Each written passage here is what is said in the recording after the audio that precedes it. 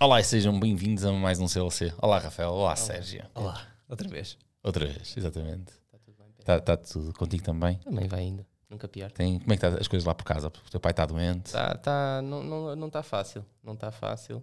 O meu pai vai fazendo as peripécias dele, que eu vou ter que contar aqui no CLC, lamento. A última peripécia merece ser contada e vai ser mesmo antes da abertura do CLC, porque isto não tem nada a ver com o CLC de hoje, mas eu tenho mesmo que partilhar isto com o povo, porque a imagem que vocês têm de Pedro Silva possa ser um bocado deturpada com aquilo que realmente é a realidade. Então ontem, domingo, decidimos ir ao cinema, a pedido de José Pedro Silva, logicamente, ver um filme. Caramba, Rafael. Que... John Wick, eu tinha que ver John Wick. Exatamente. Ele tinha que Queres ver que- e ainda tem. Não, ele tinha e ainda tem. Ah, é? Ele tinha e ainda tem. Porque, Ok. porque nós em casa, tal como uma empresa, cada um tem a sua função. Mais útil, menos útil, mas cada um tem a sua função, desde o chefe de casa, quando eu digo chefe, neste caso é chefa, até ao cão. Todos têm a sua função. Mas achamos Eu estou que a Pedro... imaginar imensos cenários na cabeça e o melhor de todos é terem comprado pipocas, comprar toda a gente e alguém ter ficado a comprar os bilhetes e não ter comprado os bilhetes. Não. Ok, também não foi, também Ok, não foi não foi assim tão isto, mau. não. Ok, Mas pronto. achámos boa ideia de ligar José Pedro Silva, se o chefe lá de casa, a comprar os bilhetes. E eu comprei. Online, tudo bem, tudo comprado. Ah, mas não foi para ontem. Não foi para o filme, não foi para o John Wick. Ah, Percebes? Não foi para o John Wick, foi para outro filme qualquer. E que nós só demos fé. Eu já estava suspeito, já estava a suspeitar por causa dali de uma série de situações que eu estava... Isto não ai, está tão bom. não tá certo. Que Então, filme é que foram ver? Da Disney para aí, não? não. Quem me dera que fosse um filme da Disney, o Gato das Botas. Quem me dera que tivéssemos ido ver Não, o Gato peraí. das Então Botas. deixa-me... Efetivamente, enganei-me a comprar os bilhetes. Não sei como. Enganei-me. É que diz-me como é que é possível enganar-te a Yeah. comprar uns Eu bilhetes posso de cinema. dizer, ainda hoje fiz uma boa também, eu contei-vos quando cheguei, por isso essas coisas acontecem, não é? Enganei-me a comprar os bilhetes. Efetivamente, estamos sentados na sala à espera que comece John Wick, capítulo 4, Baba Yaga, quando começa o filme. E eu pensei, bem, eu espero que isto seja só a apresentação ainda de um outro filme, porque antes já há apresentações de outros filmes, não é? Certo. Quando eu percebi, não é a apresentação de outro filme, é mesmo o filme errado. Eu estou a ver o filme errado. Então já estou eu com uma cabeça do tamanho de um melão, não é? Mas eu pensei, bem, não está tudo perdido, porque ao menos estes 65 milhões eu também queria ver, não é? Ok. Então o filme lá seguiu.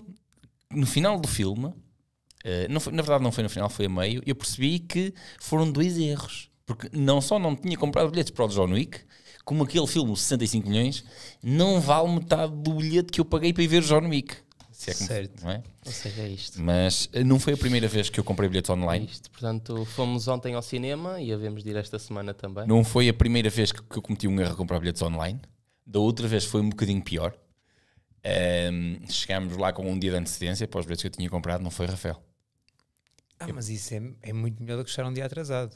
Ah, Ainda Sim. sim, Que mas ainda também- tens tens possibilidade. hipótese. Quando Já vais, estás lá assim, quando vais venho entrar ver para a esse sala, filme. quando vais Ah, entrar foi para a ontem. sala de cinema e o senhor disse é para amanhã, tu já com as pipocas na mão, com tudo, é um bocado chato, sério. É um bocado chato. E com isto, nós entramos num novo CLC. Vamos para mais um CLC.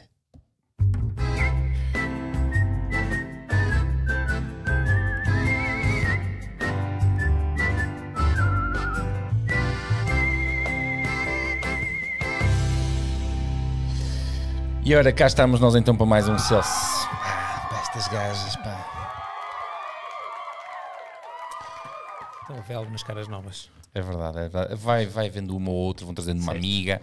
Nós começamos só com duas. Eu As pessoas lembro não sabem, não é? Agora olhas para isto e vês isto. Meu Deus do céu. Isto está a ficar preenchidito, É não é? verdade. Sim, senhor. Ora bem, cá estamos nós então para mais um CLC, nesta vez com o Sérgio Lima, dispensa apresentações. Gosto de apresentá-lo apenas como amigo, mas ele faz mais coisas além de ser meu amigo, não é? Nutricionista. Estamos aqui a falar de uma coisa como diretor desportivo e acho interessante nós abordarmos isso porque dá uma excelente conversa. Tá bem. Tu atualmente, vamos começar por aí, vamos já para a alimentação. Sim. Até porque, deixa-me só falar aqui sobre uma coisa. A maior parte das pessoas que nos está a ver, come.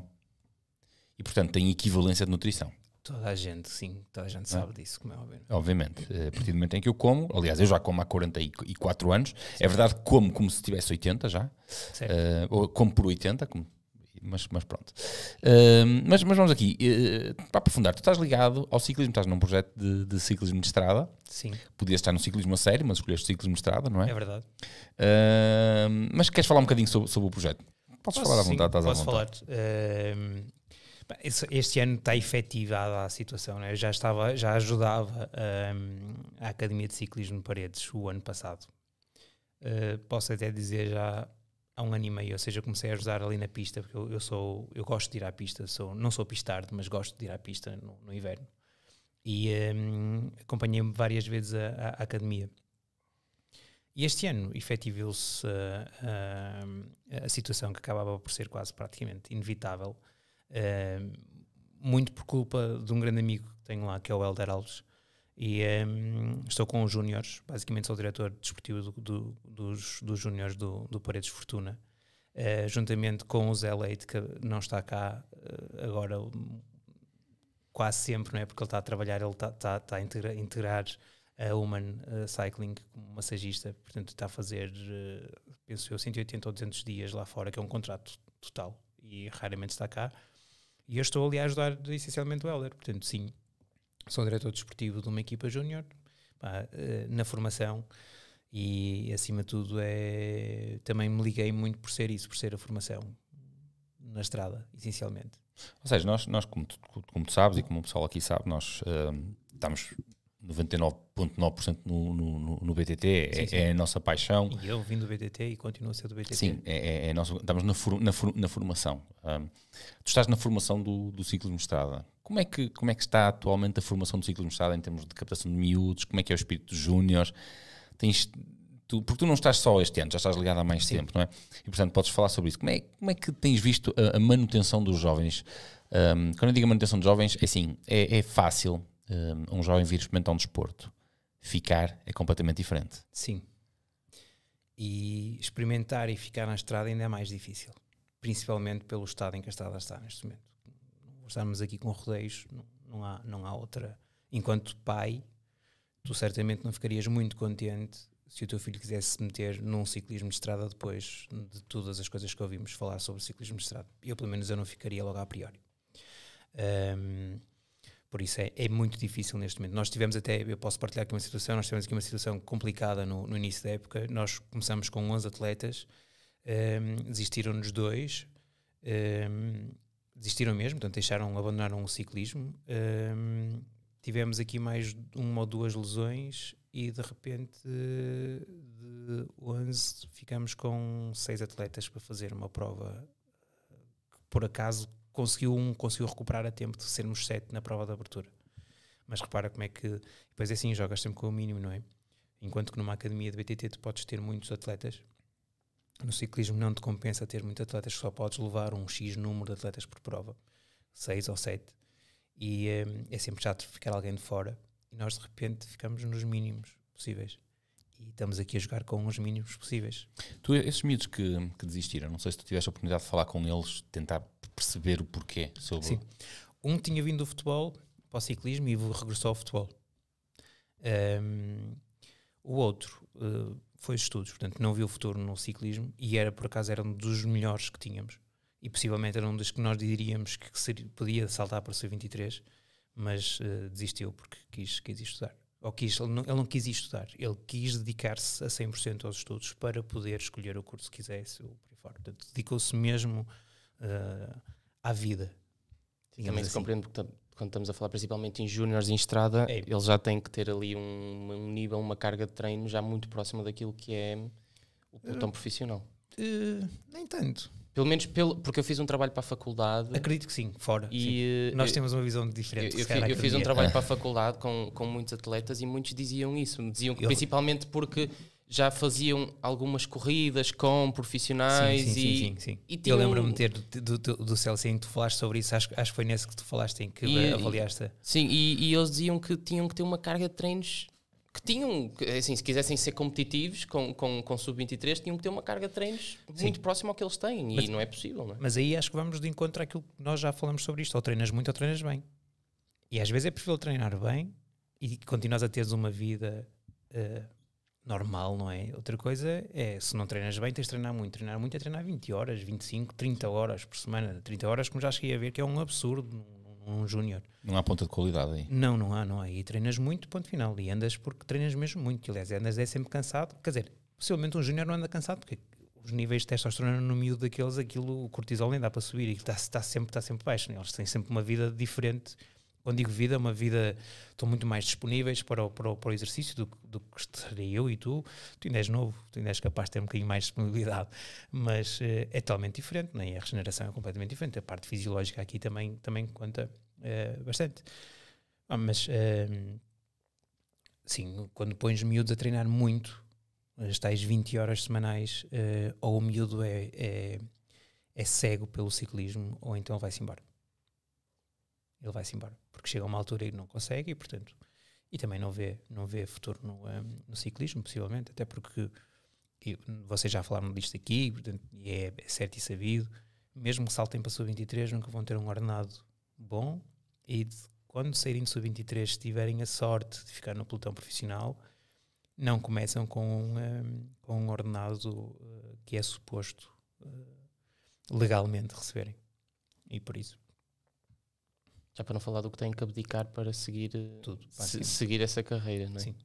Que hoje em dia, lá está, assim, alguém queira seguir alto rendimento, não existe e Rafael, tu tens uma atleta de alto rendimento na tua turma de mestrado atualmente, e já falámos com ela sobre isso. Quem quer optar pelo alto rendimento não tem vida, não pode ter uma vida comum. São pessoas, são pessoas de exceção. Estamos a falar de altos rendimentos muito diferentes. Não estejas a comparar. Rafael, alto rendimento não se traduz só nos resultados. Alto rendimento é um estilo de vida. Sim. Eu não considero o ciclismo que temos em Portugal alto rendimento, por exemplo. Se estivermos a falar, por exemplo, Maria Martins, Mas como é que tu chegas lá? Sim, mas eu estou a dizer sub-23 e assim não é alto rendimento para mim. O ciclismo que temos em Portugal não é alto rendimento. Eu pratiquei um desporto durante 16 anos na minha vida e foi-me dado o estatuto de alto rendimento, e eu treinava 3 vezes por semana e tinha uma vida perfeitamente normal. Tem a ver também com o nível que existe dentro de cada desporto. Agora, o ciclismo já começa a ter um nível considerável. Sim, aquilo que eu queria dizer é, quando tu queres trabalhar, os atletas de alto rendimento, aqueles atletas que querem ombrear como os melhores do mundo, querem ser o melhor do mundo, e são pessoas de exceção. Sim, essas pessoas, é um estilo de vida, já tens que engatar num estilo de vida era isso a que eu me refiro, não é? Certo. Isso é um estilo, ambos estão corretos, na minha opinião. Isso é uma personalidade, isso é uma forma de estar na vida. Eu não vou começar, isso é uma coisa que eu batalho muito, que é, eu não vou começar a trabalhar porque estou a ter resultados. Não, eu começo a trabalhar para vir a ter resultados. Claro. São coisas bem distintas. Eu percebo o que tu queres dizer, no entanto, considero que não é assim de uma forma geral, porque eu acredito que nós temos em Portugal ciclistas que passaram ao lado de uma grande carreira internacional porque faltou-lhes a oportunidade, não lhes surgiu. Não consideras isso, mesmo na estrada? Considero, porque, mas isso acontece. Não falamos só de valores. Watts por quilo. Sim, pensei que vinhas falar de valores, de outros valores, de valores morais. Valores morais. Porque é sempre cíclico. Grande parte, tu se fores, diz-me atletas sem ser agora desta situação, porque agora vamos passar, e aconteceu, por exemplo, o Morgado agora foi para fora, okay, porque já tinha assinado, o Morgado e o Gonçalo já tinham assinado para ir para fora. Acho que também saiu mais um rapaz, mas não me estou a lembrar, portanto peço desculpa a esse rapaz. Mas saíram 3 miúdos para fora. Vais-me dizer quantos é que vão sair nos próximos 4 anos? Possivelmente nenhum, porque o nome Portugal fica manchado, okay. É uma lista negra. Aconteceu uma situação idêntica em 2012, okay? E 4 anos morreram aí outra vez, 3 ou 4 anos. Portanto, isto é sempre cíclico. Sempre que há uma situação destas, mata-se o ciclismo de exportação, basicamente. E por isso, claro, os miúdos também veem isto, também sabem disto, conseguem perceber isto. É difícil manteres um miúdo, respondendo mesmo cruamente àquilo que me perguntaste no início, é mesmo muito difícil manter um miúdo motivado no ciclismo de estrada. Até porque, e era mais ou menos no seguimento do que eu ia dizer. Claro que para tu chegares ao pelo menos eu considero o alto rendimento, tens que passar por diversas fases. E principalmente no início é uma fase muito dura, porque é uma fase, já não falo da incerteza de que será que consegues, se vais abdicar, por exemplo, estamos a falar de júniores. Para tu dares esse passo tens que abdicar de estudos. Obrigatoriamente, certo. Não vamos estar aqui, pelo menos dos... É muito difícil levar as duas coisas. Claro que vai haver exceções de quem consegue. Sim, vamos imaginar que são... Agora, desculpa interromper-te. Eu não sei se tu já tiveste este módulo da escola, esse módulo escolar, mas nós, eu e o teu pai, nós não tivemos isto. Nós tínhamos 2 tardes no máximo livres. Verdade. No máximo. Se tivéssemos horário da manhã, se tivéssemos horário da tarde, eram 2 manhãs.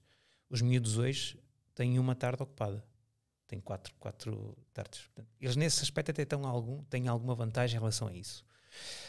O problema depois é que também há outras distrações que existem hoje e que não existiam há 20 anos atrás. Queres que eu te diga um estudo que eu li hoje num jornaleco? Porque eu acho que a comunicação social tornaram-se jornalecos, mas li uma coisa interessante. Um estudo vinha demonstrar que as pessoas que têm aulas mais cedo têm piores notas. Todos os estudos que saíram do meu tempo diziam exatamente o oposto. Sim, toda a gente queria estar no horário da manhã, que o horário da manhã era melhor para tirar as melhores notas, estavas mais desperto, não é? Agora, pelos vistos, não. Há aqui uma onda para as aulas começarem às 2 da tarde, porque é pessoal que... Porque o estudo dizia que os miúdos vão para as aulas cansados, e eu quero entrar aqui, para as aulas cansados e tudo mais, e eu penso ao contrário. Eu penso, o segredo não é as aulas começarem mais tarde, é os meninos pousarem os telemóveis às 8 da noite e deitarem-se às 9 da noite. Exato. E levantarem-se um bocadinho mais cedo. Mas acontecia. O Vitinho morreu. É verdade. Quando o Vitinho existia... Eu vou-te contar uma conversa que aconteceu, uma ocasião onde eu estive presente. Uma professora disse: Fulano, você está sempre a chegar tarde, é sempre mesmo a chegar tarde. É o autocarro que se atrasa. Então, e se você se levantar 15 minutos mais cedo e apanhar um autocarro antes? Não pode fazer isso. Posso, mas depois vou ficar aqui à vossa espera. Isto foi real. Eu assisti a isto. Claro. Okay? Portanto, eu acho que está tudo virado. Nós que trabalhamos no desporto, temos aqui talvez o maior desafio de sempre. É que antes havia muita gente que queria praticar desporto e havia pouca gente a oferecer formação, poucos clubes. Nós hoje temos muita gente a oferecer formações, muitos clubes, muitos desportos, e não temos miúdos. Não temos miúdos, não. Porque os miúdos têm outras distrações, como estavas a dizer. Muito mais. É só ver, antigamente, eu sou do tempo em que a gente ia para uma prova qualquer de BTT, mesmo que fosse pirata, e os elites e os júniores, cadetes, eram uma abismalidade de miúdos.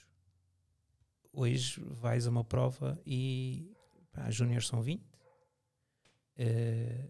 Eu não sei, eu não estive, ontem fui a Aveiro, a Aveiro Spring Clássico, mas vocês estiveram no campeonato de BTT de Vila do Conde. Digam-me quantos júniores é que havia e quantos cadetes é que havia a correr. Júniores haviam... Não, cadetes haviam 10. E júniores? Júniores não os contei, por acaso. Mas não contaste porque eram muitos ou porque eram poucos? Não, porque não sei, não prestei muita atenção, mas eram muito pouquinhos. Houve um decréscimo muito grande. Quantos elites é que havia? Menos de 20. E Masters, 30. Para aí. Também outros tantos. Sim. Outros tantos, menos mal. É que nos últimos anos eu comecei a ver aquilo que se via há 10 anos atrás numa prova de XCO, que era 20 Masters, 80 cadetes, para haver 80 Masters e 20 cadetes. Eu lembro-me das provas da Taça, vou agora pegar, por exemplo, na Taça de Portugal, e sei que hoje já não está assim, sei lá, uma prova qualquer, no Jamor, ou o que quer que fosse. Quando começavam a chamar cadetes, aquilo nunca mais acabava. O comissário estava ali, patatinho. Sim. Eu costumava. Chegaram a ser, o máximo que eu vi, chegaram a ser 120 cadetes numa Taça de Portugal. Tem noção? 120 cadetes. 120 cadetes. Desses 120 cadetes, de há 10 anos atrás, quantos é que são elites? Que agora é a altura de eles serem elites. Sim. O que é que aconteceu a esses 120? E no BTT, que ainda é uma cena muito mais fixe, na minha opinião, do que a estrada. Sim, porque no BTT podes tirar uma licença pessoal e ir lá correr. A parte dos miúdos, nós tivemos a dificuldade, nós lá na academia, no Paredes Fortuna, tentamos ainda assim ir buscar mais um ou outro miúdo para tentarmos no início da época colmatar estas saídas, e os miúdos que já tinham estado ligados ao ciclismo de estrada e com os amigos que nós temos, etc. Tentamos falar, o pessoal da Povo, etc. Disseram-nos, os miúdos que nos foram apresentados, disseram assim, não, eu antes quero fazer umas provas de BTT e não quero voltar para a estrada. A estrada vai passar um mau bocado. O BTT, ainda hoje ontem falava com uma pessoa que nós conhecemos os dois, e ontem falava, e eu sou defensor disso, infelizmente, vivo essa realidade, o BTT vai passar muito mal. Mas quando mal. A competição já está a passar muito mal. Mas quando o BTT passar mal, a estrada vai estar mesmo muito, muito mal. E nós vamos manter agora os profissionais. Sabes tem sido, os últimos anos, tem sido o BTT, a formação do BTT a alimentar a estrada. Quando a formação do BTT cai, não alimenta a estrada. Que é aquilo que a gente está a ver, basicamente. Mas é a formação do BTT.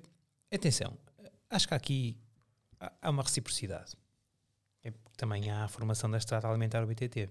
Há muitos miúdos que saem da estrada, que não conseguem colocação em sub-23 e passam a fazer BTT.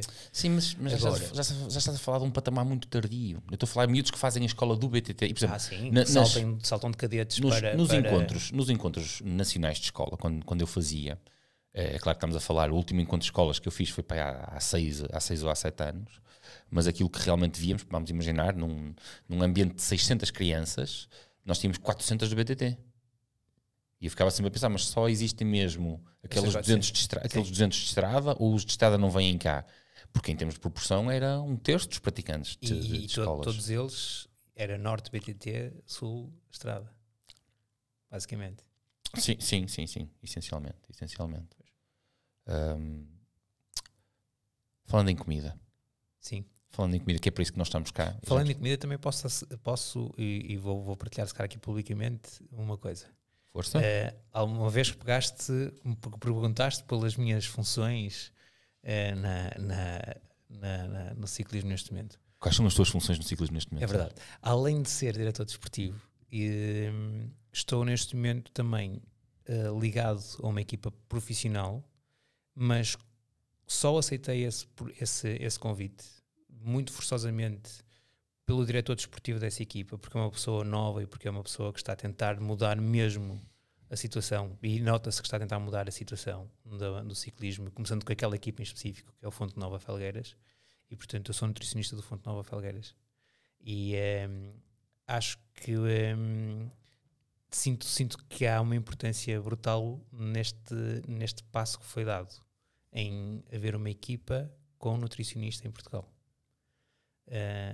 Em 2023. Ou seja, já houve antes, eu já estive ligado a outra equipa, mas foi uma má experiência e não quero partilhar isso, obviamente. Eu vou-te contar uma coisa que aconteceu comigo há uns anos atrás. Eu tinha, na altura, treinava um rapaz que era amigo pessoal de um atleta Pro Tour, na data, e ele tinha-me falado e tal, Pedro, precisava daí qualquer coisa de nutrição, não sei o que mais. Eu disse assim, se precisas de alguma coisa, falas comigo, eu tenho um amigo que é nutricionista, também é treinador, e se puderes és acompanhado por ele, porque assim eu consigo trabalhar e percebemos a linguagem um do outro. Ele disse-me assim, tu trabalhas diretamente com um nutricionista? Eu sim, então, porque eu consigo falar-lhe das cargas e das zonas que tu vais que vai acontecer, e é uma forma de nós ajustarmos à alimentação. E ele diz-me literalmente algo assim do género: tu, um treinador de vila, trabalhas diretamente com um nutricionista? E disse, claro, não vejo outra forma de trabalhar. Então, se tu queres ser acompanhado por um nutricionista, qual é o espanto? Ele disse, porque fulano, na equipa X, Pro Tour, os gajos não têm nutricionista. Mas isso não sei em que altura é que isso foi. Estamos a falar há, sei lá, eu já te conheço há muitos anos, mas estamos a falar há seguramente 6 anos atrás. Mas equipas Pro Tour, acredito que não houvesse. Agora, maior parte das... Eu fiquei extremamente contente com uma situação que tive agora no Fonte Nova. Nós temos lá um atleta que já esteve em equipas do World Tour, e no final do primeiro estágio, da minha primeira apresentação, a primeira impressão que ele me transmitiu foi chegar à minha beira e dizer assim, estou extremamente contente por voltar a ter nutricionista. A última vez que tive foi na Movistar em 2017.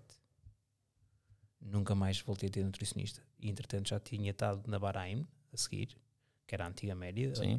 E depois andou... E na Bahrein não tinha nutricionista. Não tinha nutricionista. E na Delco, talvez, também acho que não tinha tido nutricionista. A veio para Portugal. Delco era para o Continental. Era para o Continental. Depois veio para Portugal e obviamente em Portugal não teve nutricionista. Mas a nível Pro Tour, ok, eu admito que em Portugal não se tenha, não é? Mas o que não me cabe na cabeça é como é que a nível Pro Tour, pronto, pegando o treinador de Vila, não passa pela cabeça que uma equipa Pro Tour não tivesse um nutricionista a tempo inteiro. Pois também depende da equipa Pro Tour, possivelmente. Mas é possível, sim. Eu sei que, por exemplo, neste momento os Elite está numa equipa Pro Tour, sim, e eles só têm nutricionista a tempo inteiro este ano. Mas a World Tour tem vários nutricionistas. Sim. Atenção, a Jumbo ainda há pouco tempo fez um... Eu sou muito fã do Jasker Jakandrup, portanto, para mim é a referência. Como é que tu dizes? Jasker Jakandrup. Jasker, ok, eu digo Joyker Jakandrup. Mas estamos a falar da mesma pessoa. Jaker, está bem. Se ouvis chamarem, eles chamam Jaker. Ok. Eu estou inscrito na academia dele, online, por aí fora, e gosto de fazer os cursos que ele tem, etc. Ainda agora, quando parti a bacia, foi uma cena porreira. Nesse aspecto, fiz quase 40 horas de formação na academia dele. E ele apresentou lá, antes de sair a público, apresentou lá a estrutura da Jumbo. A Jumbo, neste momento, tem 7 nutricionistas. 7 nutricionistas? Sim, 7 nutricionistas. Tem 20 chefes de cozinha, espalhados, obviamente, pelo mundo. Ok, tipo, a gente, já percebi. Ele é o Head Nutrition. Sim. Ele não está com a equipa diretamente, ele delega em 7 nutricionistas o trabalho, e cada corrida que haja, a Jumbo pode estar a correr em 3 sítios diferentes, tem 3 nutricionistas com eles. Ou seja, um em cada. Que é para terem sempre um nutricionista. E tiveram uma evolução brutal a nível do que é a nutrição. Eles têm um orçamento de 120 mil euros só para a nutrição. Mas repara, era aí que eu queria chegar há pouco quando eu falava. Quando as pessoas falam na diferença de andamentos de umas equipas e de outras, é nestes pequenos grandes detalhes. Sim, mas a nutrição é um grande detalhe, é o terceiro grande detalhe. O problema é que as pessoas acham que não. Há coisas que as pessoas não veem como detalhes, como o nutricionista, como o psicólogo. O massagista é importante, não se tira um massagista. Sim. Mas ter psicólogo ou nutricionista, sim ou não é? Sobre o orçamento de médicos.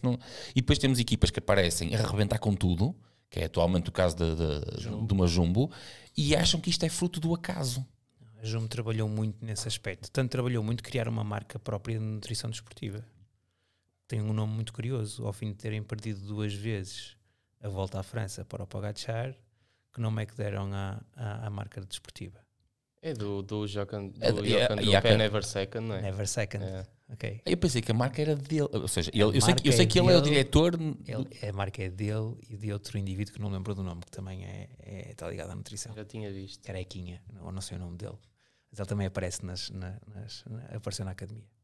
Ok. Portanto, ele tem uma parte, um share, uma cota da empresa. Sim.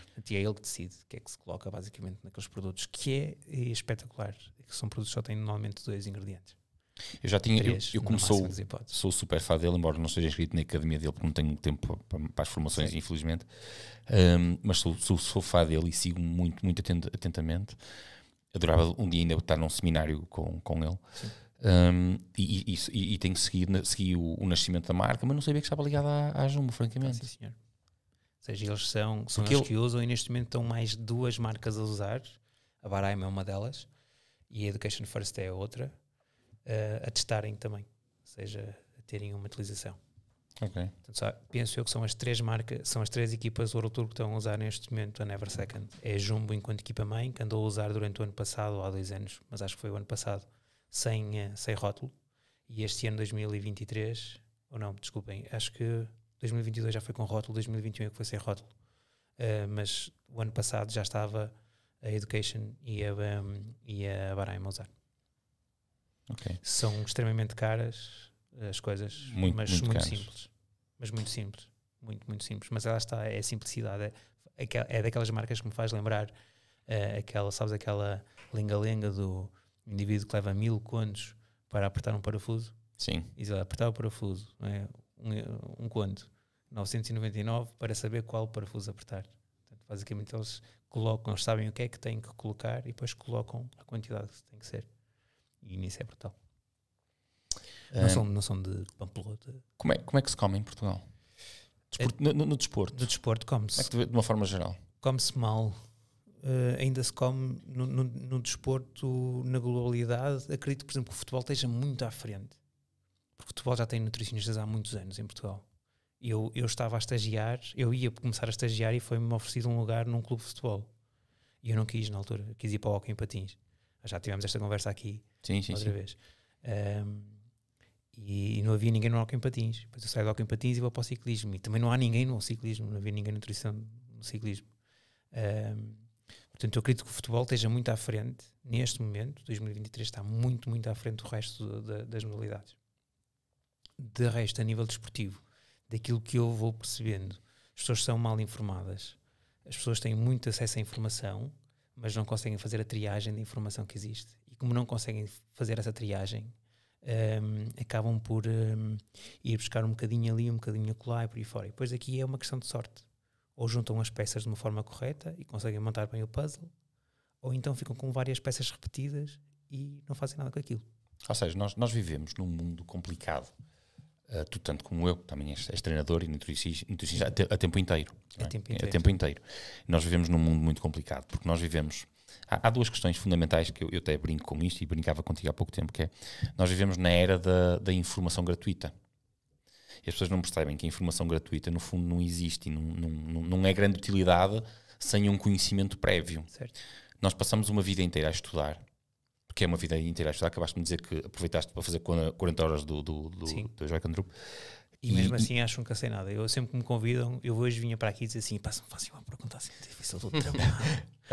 Mas aquilo que quer dizer é que passamos uma vida inteira a perguntar e depois as pessoas fazem 2 pesquisas no Google, 3 na Wikipédia e fazem uma pergunta no chat CGP e sabem mais que tu. E passam a vida a afirmar. É difícil, eu já aprendi a lidar com isso, ou seja, eu se as pessoas me vêm fazer perguntas, eu tenho todo o gosto em responder. Se as pessoas me vêm fazer afirmações, eu não respondo. Se a pessoa já sabe a resposta, acabou para mim. Não estou ali a perder tempo, francamente. Na parte da alimentação, há pouco eu começava por brincar, é ainda pior. Porque nós nascemos a comer, então sabemos tudo. Não é? Sim. É quase como... tu sentes que as pessoas passam a vida a tirar-te valor à tua formação? Eu sinto que as pessoas passam a vida a tirar valor aos nutricionistas. A minha formação enquanto Sérgio Lima, acho que já estou... Sim, falava como nutricionista, não como Sérgio Lima, porque a tua formação enquanto Sérgio Lima é muito mais complexa do que... Mas eu vou reduzir isto ao Sérgio Lima nutricionista. Eu se calhar já não sinto isso porque já me habituei ao fim destes 12 anos, não é? Ou 13. Fui obrigado a habituar-me a essa realidade. Mas custa-me ainda hoje ver que às vezes há aqui situações... com os nutricionistas e com o público, não é? Com as restantes pessoas que põem demasiado em causa às vezes a profissão ou banalizam a profissão. E eu revejo nesta malta nova que está a sair da faculdade e que quer trabalhar e que há alguns que são mesmo muito bons, aquilo que revi no Sérgio Lima nos meus primeiros 3, 4 anos de início de trabalho, que foi extremamente difícil. Primeiro porque não havia mais faculdades nenhumas na altura, quando eu acabei o curso. Penso eu que só no ano a seguir é que saíram alguém formado na Católica e por aí fora. Portanto, eu ainda fui, o nosso ano ainda foi um ano exclusivo da FCNAUP.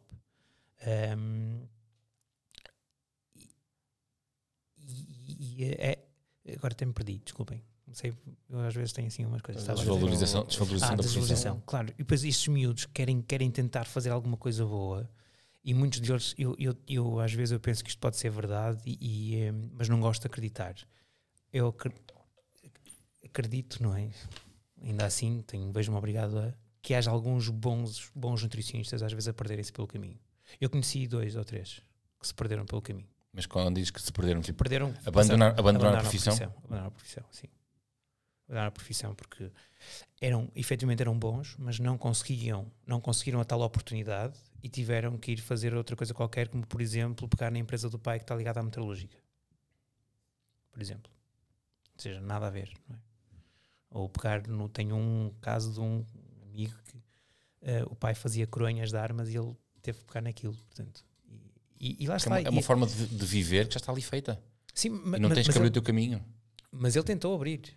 E chegou lá e até conseguiu abrir muito mais, porque o pai trabalhava numa casinha pequenina e de repente ele expandiu aquilo de uma forma e agora já exportam e não sei o quê. Ou seja, ele era de trabalho, mas perdeu-se um bom nutricionista. Tenho 100% de certeza nisso. Sim, porque uma pessoa inteligente, capaz de pegar num negócio e abrir dessa forma, uma pessoa inteligente é uma pessoa... Ia ser um excelente nutricionista. Eu quando saí do hockey em patins, eu indiquei-o a ele para ir para lá. E depois as coisas, simplesmente às vezes é estar no sítio certo, à hora certa. Tu achas que já há mais procura ou seja, de acompanhamento a nível de nutrição, ou achas que continua igual? Olha, eu não noto que haja um crescente nestes últimos anos. Eu acho que também cada vez há mais nutricionistas, eu também não consigo perceber isso, não é? Mas acredito que as pessoas se preocupam com a nutrição, ou pelo menos as pessoas preocupam-se com a performance. Ou seja, no nosso meio preocupam-se com a performance. E vem a nutrição como uma forma, ou seja, uma variável a controlar para melhorarem a performance. E, portanto, eu acho que é mesmo só por esse interesse. Se pudessem, vamos imaginar, vamos pôr isto de uma forma do tipo, tu se comes hambúrgueres todos os dias tens a mesma performance, mas vais piorar a tua saúde, eles acho que a malta continua a comer hambúrgueres, porque preocupam-se mais, ou seja, a via da escolha da nutrição ou alguma coisa, alteração de alguma coisa na nutrição tem mais a ver com a performance, com o imediato, do que propriamente com o crónico. Ou seja, é agudo, não é crónico. Portanto, isso depois, se daqui aos 60 anos eu tiver um cancro qualquer, depois logo se vê. O que importa é que agora vem a Nacional Maratonas e eu tenho que andar bem. Ou seja, se tiver que ser com hambúrgueres, é com hambúrgueres igual. Tens pais preocupados com os filhos atletas? Tenho pais demasiado preocupados com filhos atletas e também tenho aqueles pais... Não tenho pais despreocupados, como foram os meus comigo. Mas estamos a falar de uma geração diferente. Estamos a falar de uma geração... Mas apesar de que eu fui karateca por causa do meu pai. O meu pai fazia karaté, pôs-me no karaté. Mas depois raramente me acompanhava. Foi do género... estás aí, estás entregue, agora siga. Agora cresce. Exato. Acho que também tem a ver com a educação. Os meus pais são transmontanos, os dois de uma aldeia de interior mesmo, e portanto é aquele... Agora te contaste uma novidade, deixa-me só fazer... São de onde? Nós somos de Vila Flores. Nunca falamos sobre isso. Nunca falámos sobre isso. Não, sou de Vila Flores, de uma aldeia pequenina de Vila Flores. O meu sogro, este gajo para todos ver, tem gostado. Já falamos sobre isso. Já. O meu sogro é de Vilarandelo. Já falamos sobre isso. Já. Não me lembrava. Há muitos anos atrás. Ainda tínhamos os dois as clavículas direitas. Certeza absoluta. Mas continua, estávamos a falar da preocupação dos pais. E depois tem aqueles pais super preocupados. Ainda hoje o Helder, por exemplo, ligou-me e disse assim: tive uma mãe que me disse que durante um treino não posso deixar o miúdo, se ele se miúdo escolar numa subida, não posso deixar sozinho. E eu virei para ela e disse assim: e quê? Deixa os outros 6 que vão à frente sozinhos, é? Não, o meu não pode ficar sozinho. Este também. Eu só imaginava. Eu nem perguntei como é que foi a situação, mas porque tu vinha para aqui, não é? E eu só imaginei, sei lá, a subida da Agrela, que são tipo 15 minutos, não é? Uma coisa qualquer. Tu trabalhas com miúdos, mas fica tipo 3 minutos, no máximo dos máximos, sei lá. Ninguém em 15 minutos consegues dar 20, como é óbvio. Não pode largar o meu filho não pode largar. Então, e largo os outros 7, os outros 7 também têm pais, também são filhos de alguém. Largo os outros 7 e fico só com o seu. Eu queria contar aqui uma história, mas vamos divagar demasiado, deixa a história para o final. Uma história caricata que foi parar a tribunal. Agora vou contar, pronto. Foi-me contado por um colega que também está envolvido na formação de jovens de estrada, como tu.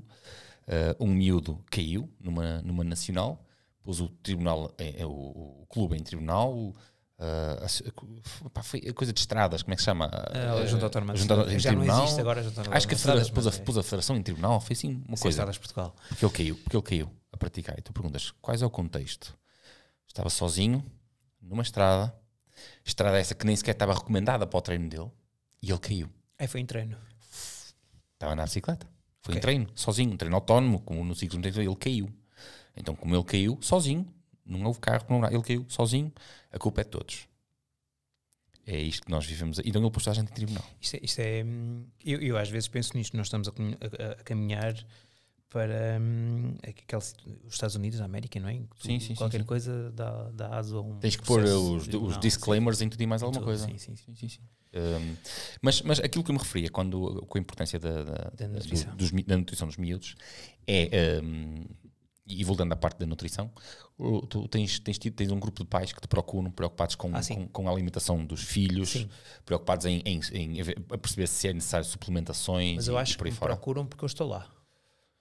Ok? Acho que me procuram porque eu estou lá. Do ciclismo onde estás, do grupo. Okay. Porque... Mas isso é bom, isso é ótimo. É perceber que se nós metermos lá o técnico, estamos a criar a necessidade dos pais procurarem. Eu tenho a certeza absoluta. Eu fui para o Hockey Patins sem haver nutricionistas e de repente já existem mais nutricionistas. E eu agora estou no ciclismo de estrada profissional, não é? Apesar da equipa ser sub-23 e estar a preceder do W52 Futebol Clube do Porto. E este foi um dos motivos pelo qual eu também quis aceitar o projeto proposto pelo Walter. É mudar o paradigma do ciclismo em Portugal, ou seja, dar ênfase àquilo que realmente interessa. Ok? Porque isto de repente a nutrição era uma coisa que era extremamente subvalorizada, e se era subvalorizada, depois obviamente os atletas iam procurar outro tipo de estratégias para colmatar a terceira variável mais importante, né? Genética, treino, nutrição. E de repente esta põe-se de parte e procura-se outras vias. Eu fui muito reticente, aliás, lá em casa, como deves imaginar, a minha mulher é ciclista também, ela disse, tu não vais para lá, eu não te quero ligado àquilo, tu não vais para ali, nem pensar por aí fora. E eu fiz ali um bocado de força porque achei que o projeto efetivamente era de mudança. E é aí que eu quero chegar também com esta situação que estavas a falar. A partir do momento que eu estou lá, eu noto que há um cuidado especial dos atletas na nutrição. E já começam efetivamente a ter muito cuidado com isso. O Walter, obviamente, como é treinador também, e já está ligado ao ciclismo há muito tempo, já sempre teve essa necessidade e demonstrou efetivamente isso, e queria que eu estivesse lá a trabalhar com eles de uma forma muito, muito presente. E é espetacular ver. São miúdos, todos eles são miúdos, e é interessantíssimo e ao mesmo tempo é triste. Nós temos muitos miúdos que vieram de sub-23, de outras equipas de sub-23 e que também tiveram formação. E eu estou ali a explicar na primeira formação no estágio, e só os dois espanhóis que já tinham tido nutricionista em equipa, porque entretanto o Héctor também já tinha estado na Caixa Rural com o nutricionista, que já tinham algumas bases de coisas simples de nutrição. Todo o resto era zero. A pastilha resolve. E depois era uma cena que vocês têm que fazer X gramas de hidratos de carbono por hora. E eu não ia sequer para as 60 gramas, porque eu sei que quando digo 60 gramas, que é aquele número mais mágico, não é, que todos nós conseguimos consumir, se transformar aquilo em barras, tipo como eu costumo dizer do Pingo Doce, são 4 barras por hora, e 4 barras já chocam um bocado, não é? Se eles vão fazer 4 horas, levam 16 barras nos bolsos. E digo, temos que começar por 30 gramas por hora, em vez de 16 são 8 para 4 horas. 8 barras, levar isso tudo para treinar. Treino só com água e levo, sei lá, uma barra ou uma banana, e com sorte 5 horas e nem paro para treinar, para comer, né? Não faz sentido. Isto não faz sentido rigorosamente nenhum. E ainda bem que eu consegui depois que eles percebessem efetivamente isso, e está-me a dar algum prazer trabalhar a nutrição no ciclismo profissional, porque sinto que estou a fazer de alguma forma alguma diferença. E quero sentir também que é o primeiro passo para a mudança.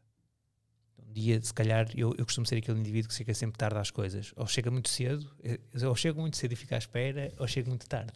Ou então já não chego, não é? Eu vou ser aquele indivíduo, se calhar, que vou estar no ciclismo no início, vou-me cansar daquilo por não ser valorizado, mas quando for embora, depois vêm vários nutricionistas que vão ser mais valorizados do que eu, mas eu já fico feliz, porque criei necessidade. E isso para mim já basta. E se isto for a primeira pedra para mudar o paradigma da nutrição, ou do ciclismo, não é? A nutrição no ciclismo em Portugal, eu já fico extremamente feliz. Mesmo que nunca ninguém se lembre de mim no futuro.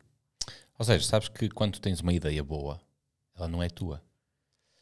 Certo? A partir do momento em que tu a pões no mercado, Claro. a partir do momento em que tu abres a boca pela primeira vez, Sim. se for uma ideia boa, ela propaga-se. Ela propaga-se. Eu sei que vai-se propagar, percebes? Eu sei que para o ano vai haver mais equipas com nutricionistas. Mas com nutricionistas, atenção, houve equipas com nutricionista. Eu quando em 2019 estive numa equipa profissional, eu soube que depois começou a haver mais uma equipa ou outra com nutricionista, mas não tinha era um nutricionista que fizesse parte da estrutura. Da estrutura, sim. Ou seja, era aquele indivíduo, sim, é o nosso nutricionista, mas é aquele nutricionista que está aqui, parece que temos aqui, sim senhor, o presidente está aqui. Faz parte dos quadros, visita-nos de vez em quando. É preciso uma verba aqui para o nutricionista, mas para o nutricionista trabalhar, não, a verba para a equipa, nós temos um nutricionista, está a perceber? Acho que deu para entender. Sim. Perfeitamente. Desta vez não é assim. Desta vez o nutricionista efetivamente está a fazer a diferença. Desta vez o nutricionista faz as emendas todas da equipa. O nutricionista está a fazer desde o pequeno almoço à ceia, está a fazer aquilo que eles têm que comer antes, durante, depois, etc. Com peso ou sem peso. Depois nisso sou também muito liberal nesse aspecto. Eu digo o que é que tem que ser, digo quanto tem que ser, pomos a balança em cima da mesa e eles depois, se quiserem pesar, pesam, se não quiserem, não pesam. Mas isso é um problema deles. Ou seja, nós criamos as ferramentas para. E isto foi uma situação assente da estrutura. E eles agora, se quiserem fazer, fazem. Se não quiserem fazer, não fazem. O que é bom? É que o Javier, o mais velho, o tal que esteve na Movistar e por aí fora, o Javier Moreno, faz. Percebes? E ele é a referência. E leva os outros atrás. Leva a que toda a gente faça, que é muito fixe. Porque ele também lá está, por ter estado noutras estruturas, se calhar já tem mais esse rigor. Percebes? E isto, mas tu quando metes um atleta experimentado, um atleta master destes, não é? Um experiente numa equipa jovem, também queres que seja um exemplo. Sim. Portanto, e ele nesse aspecto... Que ele assumiu o papel de liderança. Exatamente. E, portanto, isso é muito porreiro. E eu sei que nós já tivemos em estágios com outras equipas e há sempre já aquele estão com balança em cima da mesa. Eu conheço outras pessoas também estão ligadas a outras equipas e cumprimentam-me e perguntam, estás aqui? Sim, claro que sim. E, portanto, sei que mais tarde ou mais cedo começa a haver nutricionistas no ciclismo em Portugal e acho muito bem. Vai haver muito... Eu, da maneira como vai o ciclismo e que vou falando com...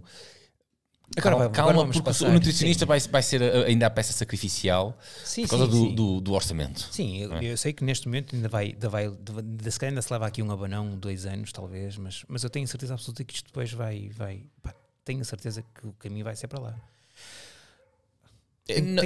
Nós percebemos que no desporto, de uma forma em geral, só vamos avante se tivermos uma equipa multidisciplinar com cada macaco no seu galho, cada técnico a contribuir para o todo e cada técnico com a sua especialidade a contribuir, em vez de ser uma só pessoa a fazer tudo, não é?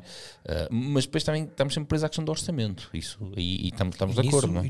E os tugões, como eu costumo dizer, o tugão é espetacular, o tugão faz tudo, consegue fazer sempre tudo e poupa sempre qualquer coisa e tal. Sim, isso nas equipas. Bem, eu tenho alguns amigos que estão fora, estão noutras equipas, o autor inclusive, como massagistas e por aí fora, e eles lá têm trabalham, têm aquilo muito bem definido. Eles fazem isto, ponto final. Não tomam decisões, não tomam... Se forem massagistas, obviamente, se forem mecânicos igual, etc. Portanto, têm as coisas muito bem definidas. Mas também têm abertura para que haja esta entrada de novos profissionais de outras áreas e que depois esses tomem essas decisões. É difícil eu acredito que seja difícil, e eu sei que é difícil quando há um diretor desportivo que não permite que isso aconteça. Não é? E vou ser franco, acho que em Portugal só não há mais nutricionistas ainda não há nutricionistas no pelotão todo por causa dos diretores desportivos que temos, que já são de uma escola antiga e que têm outro tipo de prioridades. Mas, por isso falávamos, isso também é o que nos trouxe até aqui, em termos de ciclismo. Claro. É mentalidades de uma escola antiga que continuamos a fazer aquilo que devia ter ficado nos anos 90 e nos anos 2000 e que em Portugal não mudou e que... Pá, tu há pouco disseste que isto é cíclico, foi cíclico, efetivamente foi cíclico, tivemos aqui 2 jornadas. Não, temos várias. Nós lembramos-nos bem de 2, não é? Sim, nós na nossa idade temos estas mais firmes na cabeça, mas eu espero que não seja cíclico, eu espero francamente que não continue a ser cíclico. E ainda há pouco tempo tive essa conversa, eu espero que seja assim uma situação tipo como foi na França com a Banesto e com a Mapei e por aí fora, em que foi assim um escândalo mesmo muito grande. E na Alemanha com a Telecom? Sim, mas a Alemanha foi um caso, percebes? E os diretores desportivos, ou a maior parte da estrutura nem era alemã. É curioso. Mas que aconteça como aconteceu na França, em que aquilo com a PDM, por aí fora, aquilo levou uma razia de tal forma que eles tiveram que se reinventar e já passaram a brincar quase 15 anos sem nenhum caso de mais de doping em franceses. Sim. O que pelo menos já é muito bom. Rafael, queres colocar aqui alguma questão que o pessoal deixou? Sei que nós temos aqui algumas questões que foram deixadas no Instagram. Muitas questões repetidas, muito pedido de consultas grátis, que nós não fazemos aqui, francamente. Pessoal, vocês entram em serlima.net, é assim? Não? É sim, é exatamente. Serlima.net, podem marcar aqui uma consulta com o Sérgio, ele tem todo o gosto em vos receber na clínica dele. O que eu vou fazer, eu vou selecionar aqui algumas perguntas daquelas que tu achas pertinentes, que eu acho mais interessante. Deixaram aqui muitas perguntas do género o que comer antes. Mas podemos. Há aí perguntas, eu sei que nós já temos aqui. Então, sim, já tive aqui. Mas algumas são muito rápidas de responder e também, se for preciso, é igual. Pronto, eu vou-te colocar as perguntas e tu depois respondes certo. Da melhor forma que achares. Só para não deixarmos para aquelas maltas dizer eu pomos os gajos são sempre a mesma coisa. Exato, eu ouço isso, por isso é que eu estou aqui a tentar, estão a perceber. O que recomendam de isotónicos e suplementos para durante o treino? Isso é suplementos isotónicos. Os isotónicos são as bebidas, eu deduzo que normalmente as pessoas chamam isotónicos às bebidas desportivas, quase sempre. Qualquer um que nos seja bem tolerável. E nisso eu não sou a favor de um ou de outro. Claro que há uns que são mais específicos para as ultras, outros para as provas de 2 a 4 horas e depois para as provas XCO. Agora, o mais importante de tudo é tolerância gástrica. Dou-me bem com este, está perfeitíssimo. O resto da suplementação para durante as provas. Não há melhor suplementação, e isto é efetivamente um suplemento que já é barras. Portanto, isso está mesmo no grupo de suplementos do Instituto Australiano de Desporto, que define lá o grupo A, B, C e D, e as barras e G estão no grupo A. Portanto, são suplementos. Devemos ingerir proteína durante voltas longas? Mais ou menos 3, 4 horas? 3, 4 horas para mim não é longo. E portanto nesse aspecto isto não é longo. Tu estás ligado ao ciclismo profissional, 3, 4 horas não é nada. Não, vamos pôr isto na perspectiva de pessoal amador, mas mesmo assim que tem 1 hora por dia. A proteína só tem alguma relevância em etapas longas ou em exercícios longos superiores a 4 horas. E portanto 3, 4 horas não existe relevância na suplementação de proteína durante o exercício. Ok. Quais os melhores géis e barras para tomar intra-treino? Penso que este vai de encontro. Isso, ou seja, é aqueles com que tu te deres melhor, tu experimentas, está bem tolerado no treino, portanto, é ir experimentando e vendo quais é que são os que nos caem melhor. Quando fazemos uma ultramaratona, podemos parar num restaurante para almoçar? Se for uma ultramaratona para se ir fazendo, porque não? Agora... Ok, parar no restaurante. Isto é muito bom, desculpa. Parar no restaurante para almoçar. Podes, claro. Se estiveres a fazer a ultramaratona só para dizer, olha, fiz o finisher, sim. Porque não? Eu era capaz. Mas a priori... A priori partindo do pressuposto que podemos parar num restaurante para almoçar. A imagem que eu tenho na cabeça é pousar a bicicleta, sentar-me na mesa e pedir entrada, prato e uma mousse. Estava a imaginar isso. Eu acho que era aqui a única dificuldade que eu tenho em perceber como é que se faz isso é em que ultramaratona em Portugal é que nós conseguimos ter um restaurante à porta, a meio do percurso. Posso contar aqui uma questão, uma ocasião, e pode ser considerado uma ultramaratona, não é? combinei com uns amigos, foram eles que combinaram comigo, saí daqui, íamos a... como é que se chama? Senhora da Graça? Senhora da Graça, saímos daqui, Senhora da Graça, e depois voltávamos por Guimarães. Certo. Nós subimos à Senhora da Graça, descemos a Senhora da Graça e há sempre aquele que conhece tudo, não é? Pá, vamos comer qualquer coisa rápido ali no sítio X. Então nós descemos. Quando eu estou a pedalar longas distâncias, a minha ideia de comer qualquer coisa é parar, comer uma sandocha muito rápida, certo. para uma Coca-Cola e depois mandar. Sim, que é para nem arrefecer muito. Não, nós chegamos lá e ele senta-se. E eu comecei logo a ficar um bocado assim um bocado ansioso. Assim, que ele sentou-se, não sei o quê.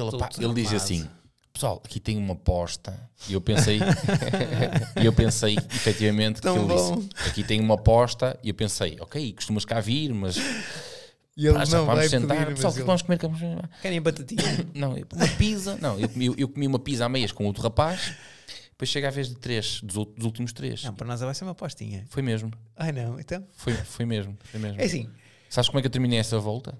Sou-te muito franco. Depois tinha uma pessoa que andava um bocado menos e eu fui, ainda por cima, uma pessoa que eu gosto imenso. Certo.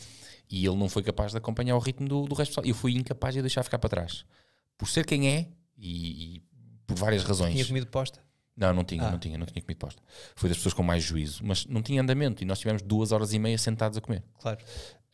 Terminei à boleia de carro com a mulher dele, porque ele não aguentou depois chegar, ficava super escuro, nós não tínhamos luzes.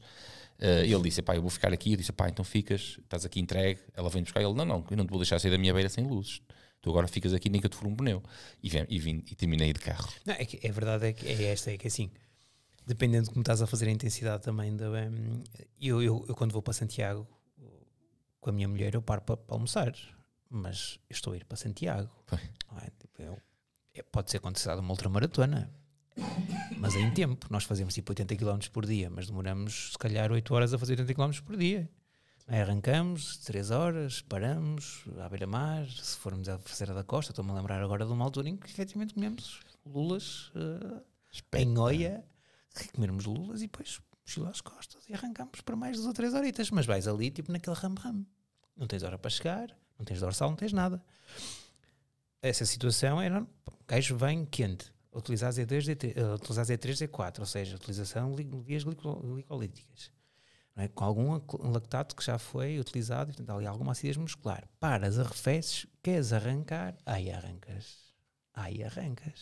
Não é? Aquilo até bloqueia, não dá. Já subiste o Viso em Guimarães? Para Guimarães? Quem sai da Senhora da Graça, ali não é o Viso, é Lameirinho. Lameirinhas, sim. Já subiste? Já subi. Pois é que nós depois saímos daí. Pois é, promessa, percebes? Subimos a Lameirinhas, que para quem não sabe, mas aquilo é pior que a Senhora da Graça. Aqui, portanto, respondendo a esse senhor ou a essa senhora, podes almoçar perfeitamente. Se estiveres a fazer uma ultramaratona, só tipo, é possível que se fores em zona 2 até a hora do almoço e almoçares e continuares em zona 2 e conseguires chegar dentro do tempo limite, porque não?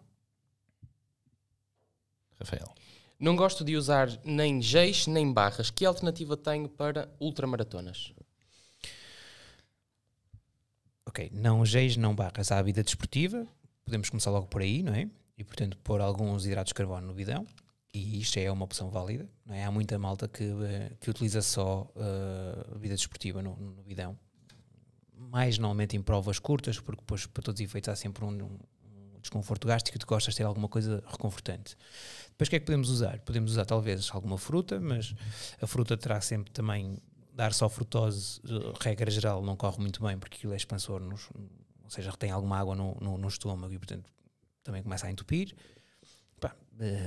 Acho que toda a gente gosta de bolachas Maria. Se calhar jogar com bolachas Maria, com marmelada, com as bananas ou com outro fruto. Não muito os cítricos, que os cítricos normalmente, por causa da acidez, demoram um bocadinho mais tempo no esvaziamento gástrico e podem fazer algum tamponamentozinho. E a coisa pode correr mal. Mas pode ir por aí. Viste um videozinho que eu fiz aqui há uns meses de uns raps? Não. Eu posso dizer, mas aquilo tens que ver, tu perdeste isso, Sérgio. Mas imitaste o Coloma. Não, efetivamente, fui inspirado e vou explicar. Fiz um vídeo, uns raps, E aquilo foi inspirado, o Coloma fez uns stories, ele estava num hotel com a Rócio Garcia e ela ia ser para treinar. E ele disse, não temos aqui barras, ela não precisa, vai fazer um treino longo, vamos só fazer aqui qualquer coisa. Em Espanha, nas mesas de pequeno almoço, pelos bichos, eles têm sempre aquelas tortilhas, aquele pão fino, não é? Sim. Ele pega naquilo e começa ali a meter umas bananas, um mel por ali fora, enrola, aquilo fica incrível. Isso quando foi à Figueira. Por exemplo, isso parece-me ser uma opção. Mel, banana e nozes. Tu podes fazer ali umas misturas do que quiseres, tem sempre ali o wrapzinho, não é? Sim. E fica tu também. O que aquilo tem de bom é que em termos de dimensão fica tu também de uma barra. Exato, certo. Enrolado aquilo fica pequenino. Em termos de custo, é extremamente reduzido. Certo. Temos custo financeiro e depois podes variar imenso. Uma coisa boa que eu descobri, pelo menos com a banana, eu fiz e deixei aquilo tipo uma semana inteira no frigorífico.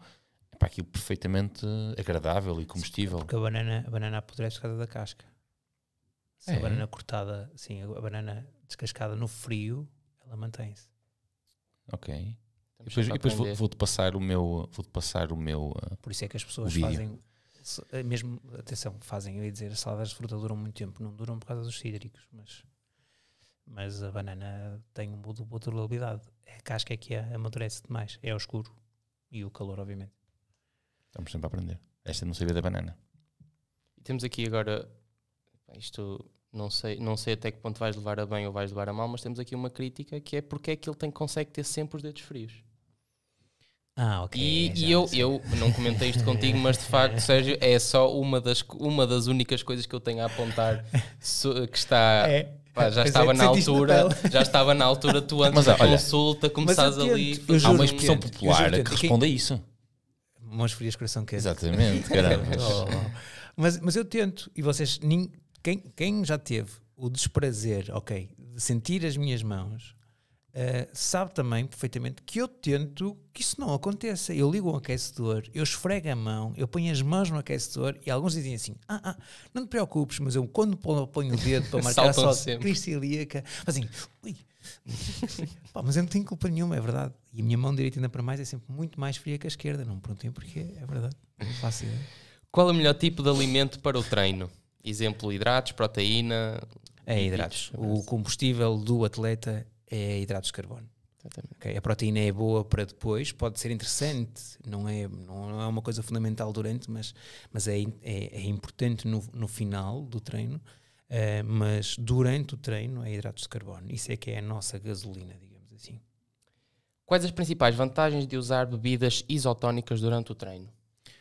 Olha, vejo 3.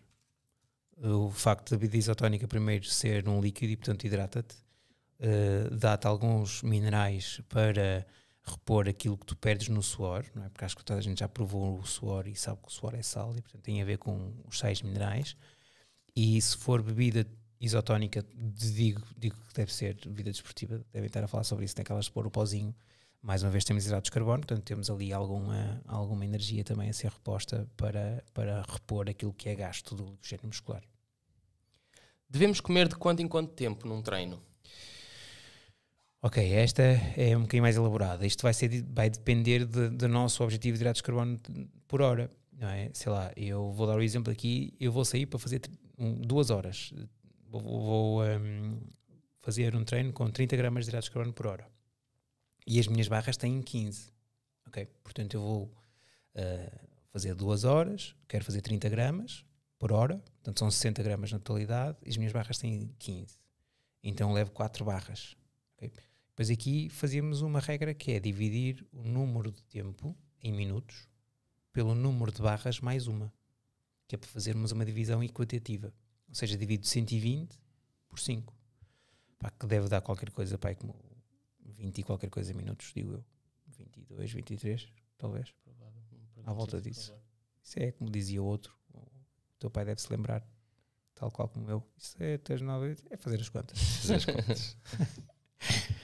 Mas sim, há aqui uma forma, ele já me tinha falado, eu não conhecia, mas de facto faz todo sentido. E é muito melhor para não estás a comer, por exemplo, fazes 1 hora, não estás a comer 2 barras logo assim. Não, estou a dizer 2 barras. É para ser, imagina, tu queres é que haja uma entrada progressivo, não é progressivo, é gradual.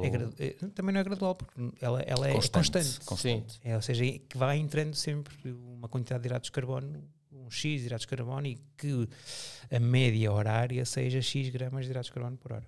Mas até porque, por exemplo, falamos de 30 gramas, nem é muito, mas por exemplo a média 60 gramas, ao final da hora estamos a meter 60 gramas para dentro, quando por exemplo pode ser um gel grande ou duas barras. Normalmente o que eu até costumo recomendar é se queremos fazer 60 gramas, vamos imaginar, dividimos alguma coisa na água, não é? Portanto, e pomos aqui alguns hidratos de carbono, vamos imaginar que aqui já pomos 30 e pomos 30 de ingestão sólida. E depois essas 30 vai depender daquilo que eu levar, não é? Posso levar géis com 30 gramas de hidratos de carbono, posso levar barras de 30 e isso já como uma por hora, não é? Depois aqui temos é que dividir. Se eu vou fazer 2 horas, eu não vou comer no final de cada hora, porque se levar 2 barras para comer por hora, quer dizer, não faz sentido nenhum, eu como quando bate a 1 hora e quando bate a segunda hora, quando estou a entrar em casa, como a segunda barra. Então tenho que dividir isto em 3 partes, é o tal 2 mais 1. Então divido estas 2 horas em 3 partes e sei que 40 e 40 minutos vou comer, como aos 40, como a hora e 20. Ok, está dividido equitativamente. Nutrição de endurance com ou sem açúcar. Marcas que usam bastante açúcar e outras não. Isso é uma afirmação, ou seja, marcas que usam... Não tem ponto de interrogação, portanto, tem mesmo ponto final. Ok, e pronto, há marcas que usam efetivamente mais hidratos de carbono simples, ou seja, mais açúcares, há outras que não usam tanto os açúcares. Na endurance, é isso? Ou outra endurance? Endurance é relativo, porque para mim endurance vai de 2 a 4 horas, 5 horas, sensivelmente. E aí vai depender da intensidade a que é feito, vai depender de muitas coisas, o teor de açúcares que vamos querer usar.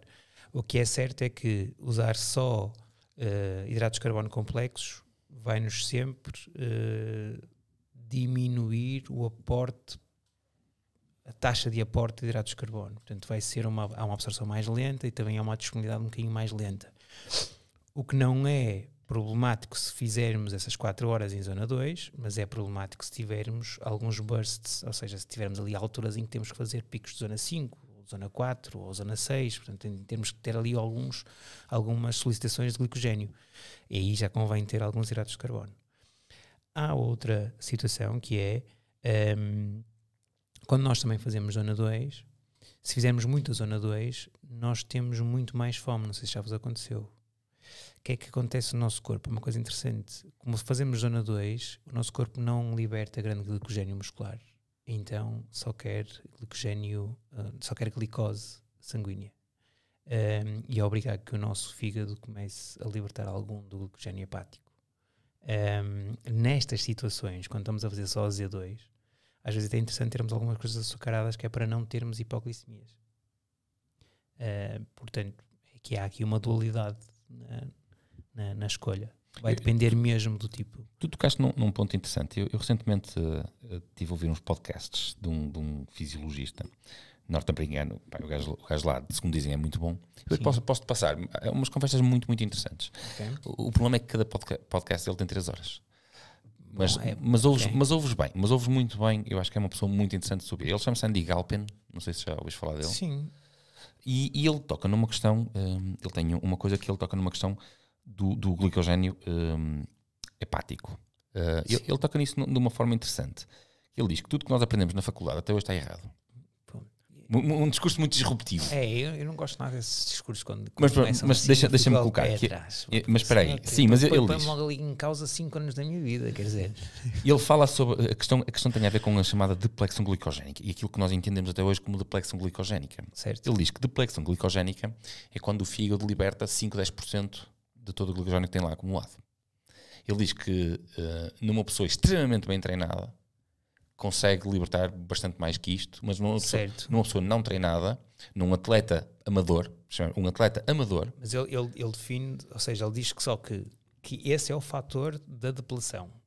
Mas quando isso acontece normalmente, e desculpa interromper-te, já existe uma depleção muito maior a nível muscular. Sim, não. O que eu quero dizer é que nós interpretamos uma depressão glicogénica como uma maior porcentagem. Ou seja, o esgotamento é um esgotamento. Exatamente. Tipo, quando chega a 5%. Sim, exatamente. E não quando perdeu 5%. Ele diz que chegar a 5% de total só em atletas hiper mega bem treinados, pessoal da elite. Sim, acredito que sim. No resto do pessoal, quando tu perdes 5 e 10 ou 10% no máximo de tu sim, sentes, mas é porque já esgotaste. Tu sentes amarretada. Já esgotaste o muscular. Basicamente, tu efetivamente sentes amarretada. E ele toca muito nessa questão, porque ele diz que nós efetivamente vivemos, essencialmente, da glicose sanguínea. Sim.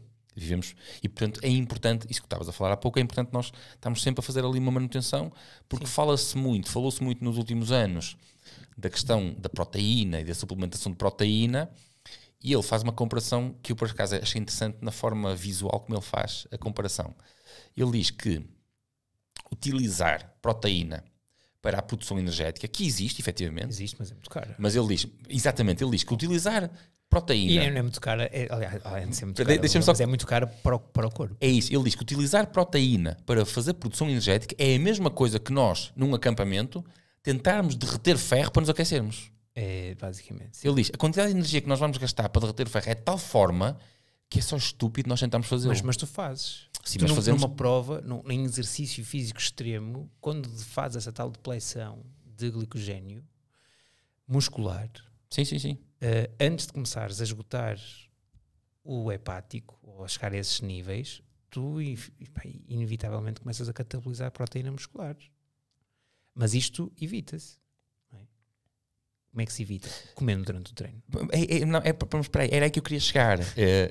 Onde ele também tenta bater aqui em algumas coisas é, ele diz exatamente que nós falamos demasiado na proteína. Sim. E não falamos nos açúcares, que são fundamentais. Sim. Mas eu acho que também tem a ver com o boom que houve de estudos sobre a proteína, porque... Mas sempre que sai um boom de estudos, nós andamos 10 anos a fazer alguma coisa errada. Mas aí tem a ver com a interpretação também da ciência como ela sai, não é? Nós às vezes esquecemos, há coisas que são... Há coisas antigas também que são boas, atenção, não é? Nem tudo que é velho é desatualizado, não é? Há velhos atuais, certo? E portanto, sim, a uma altura lembro-me de ter tido um bate-boca até numa rede social e deixei de ter esse tipo de respostas, quando uma altura me chamaram para um post sobre proteína, e que a proteína sozinha no final de um treino criava síntese proteica, que é verdade, era bastante relevante, e vieram-me lá do género 6, estás a ver, afinal a proteína tal, só a proteína chega. E eu era defensor dos 4:1, que agora cada vez mais estamos próximos dos 3:1, ou seja, 3 gramas de hidratos de carbono, 1 grama de proteína. E eu na altura a única coisa que disse assim, ok, certo, mas nos desportos de endurance a reposição de hidratos de carbono é tão importante como a reposição de proteína. Aliás, quando fazem estudos de manutenção de capacidade física ao longo dos dias, quem repõe só hidratos de carbono consegue ter melhor performance do que quem repõe só proteína. E na altura fui quase achincalhado pelo rapaz que tinha feito aquela publicação e que acho que estava também envolvido no estudo. Sem desprimor, o estudo estava bem feito para aquilo que era, mas cada caso é um caso e não podemos também colocar que, ok, só porque houve lesão muscular, a proteína tem uma marcação maior, portanto faz um marcador maior a nível de síntese proteica e faz uma ressíntese proteica, ok, tudo bem, mas que é que adianta eu ter que dar 30 gramas de proteína no final de um treino, se eu com 60 gramas de hidratos de carbono e 20 gramas de proteína, ou seja, com menos 10, consigo então fazer o melhor dos mundos e dar muito mais, ou seja, fazer uma reposição de glicogênio logo, fazer um pico glicémico, esse pico glicémico vai aumentar a insulina, que vai aumentar a hormona de crescimento, que vai logo sinalizar e começar a fazer toda esta parte da regeneração muscular e dar alguma proteína para esta parte que é importante. Do que dar só proteína, que não faz um pico glicémico, não é? Que demora mais tempo a ser absorvida, digerida e por aí fora, claro, vai ser preciso mais proteína para fazer o mesmo que se fazia com 20 gramas. Mas e se pusermos isto desta forma, 10 gramas de proteína, o preço de 10 gramas de proteína versus o preço de 10 gramas de açúcar. Ok? E foi aí que eu na altura disse. Mas fica-te muito mais barato repor 3-1 do que repor só proteína. E quanto a isso, já não pode haver aqui grande discussão. Porque o preço também é importante. Foste desamigado? Não, acho que não. Talvez tenha sido. Nunca mais vi, possivelmente nunca mais vi nada dessa pessoa.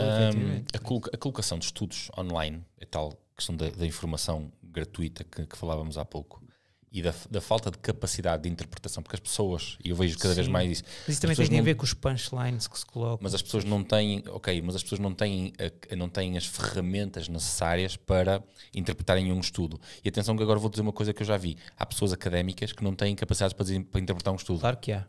Claro que há. Há pessoas que não têm paciência para ler sequer um estudo ou ler um artigo.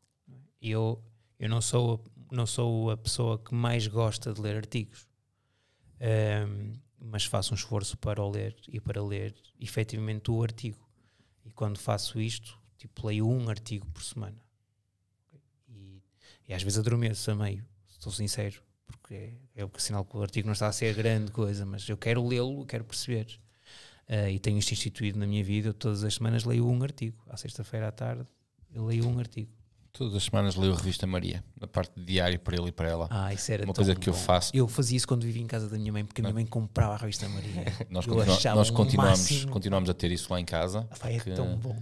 A minha mulher leva para casa da minha sogra. Eu juro que se tivesse a Revista Maria em casa, eu não lia o artigo. Eu li a Revista Maria. É muito melhor.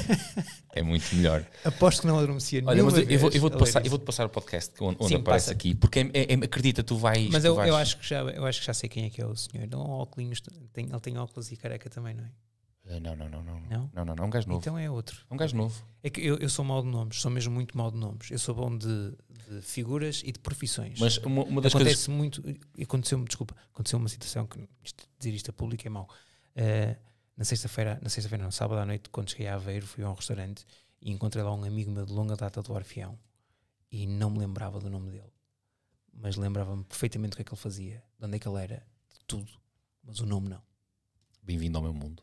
E é muito mau. Mas é que eu não sei porque eu tenho... Assim, na minha memória, as coisas não estão por nomes de pessoas, estão por profissões. Eu já com os meus pacientes, quando trabalhava numa clínica no Porto, era assim. Eu, quando me referia a alguém, dizia assim: aquela que é professora, aquela que é investigadora de qualquer coisa, aquela que podia ter uma profissão do Arco da Velha. Nós somos Homo sapiens e o Homo sapiens funciona por catalogação. Pois, eu catalogo as pessoas por profissão. Exatamente. Já viste? Que tristeza. Rafael, vamos acelerar aqui as perguntas, senão vamos. O jantar já está ao lume. Tenho aqui... Eu vou tentar não dispersar-nos. Não, estás à vontade. O Flávio agradece-me. Falando da Cape Epic, que tipo de alimentação e nutrição fazem estes atletas de maratonas fora da prova? Olha, normalmente é muito baseado naquilo que nós fazemos na estrada, basicamente, para os atletas. E agora tivemos a volta ao Alentejo e era uma situação idêntica. Eu vou pegar naquilo que será o correto, não é? Uma equipa que esteja no Cape Epic e que tenha dois ou quatro atletas a correr, faz um pequeno almoço rico em hidratos de carbono, okay? Com alguma proteína, mas essencialmente rico em hidratos de carbono, e aqui podem ir quase até 200 gramas de hidratos de carbono, gramas de hidratos de carbono mesmo, não de produtos de hidratos de carbono, ou seja, por exemplo, para termos aqui uma noção daquilo que eu estou a dizer, é um pão de 50 gramas tem 30 gramas de hidratos de carbono, portanto não estou a dizer 200 gramas de pão, é 200 gramas de hidratos de carbono. Depois, obviamente, fazem a sua alimentação durante a prova. Imediatamente na meta tem que fazer um recuperador líquido, okay? Ou seja, a primeira refeição tem que ser líquida. Normalmente 3-1, hidratos de carbono, proteína. 1 hora depois, novamente, uma refeição rica em hidratos de carbono e proteína, mas aqui já usamos 1-1. Ou seja, se pomos 150 gramas de arroz, pomos 150 gramas de carne, okay? Já fica 1-1. E depois vamos repondo hidratos de carbono, e alguma proteína também, mas aqui eu pelo menos faço mais 2 lanches depois mais ricos em hidratos de carbono, com fruta, com pão, tostas, compotas, lácteos. Gosto muito que hajam os lácteos na alimentação destes atletas por causa da proteína também, mas acima de tudo por causa da lactose, e termos aqui outro dador de hidratos de carbono. Depois à noite tem a refeição mais importante para todos os efeitos, que é aquela refeição que os vai reabastecer de glicogênio muscular para o dia seguinte, em que novamente hidratos de carbono, proteína, sumo açucarado, sobremesa doce a seguir, e vamos imaginar que antes de se deitar ainda tomam, por exemplo, um baião de maltodextrina, por exemplo, com 20, 30 gramas de maltodextrina. Porreiro. Não fazia ideia. Eu tinha mais ou menos a ideia, mas havia algumas pelas quantidades de hidratos de carbono que ele falou, eu estou na dieta certa.